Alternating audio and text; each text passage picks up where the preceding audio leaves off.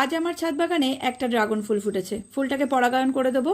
আর ছাদের অন্যান্য গাছে আরও অনেক ফুলের কুড়ি আছে।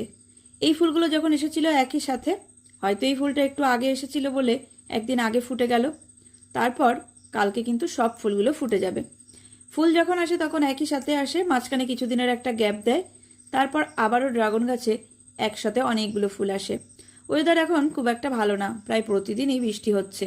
আজও বৃষ্টি হয়েছে। তবে ওয়েদার যদি ভালো না হয় তাহলে কিন্তু কালকে বেশ সমস্যায় পড়ে যাব, কারণ কালকে ছাদে প্রায় 40টা ফুল ফুটবে, আর 4 থেকে 5টা ফুল থাকবে যেটা তার পরদিন ফুটে যাবে। তো এই ফুলগুলো যখন ফুটবে আর যদি বৃষ্টি হয় তাহলে কি অবস্থা হবে একবার বুঝে নাও।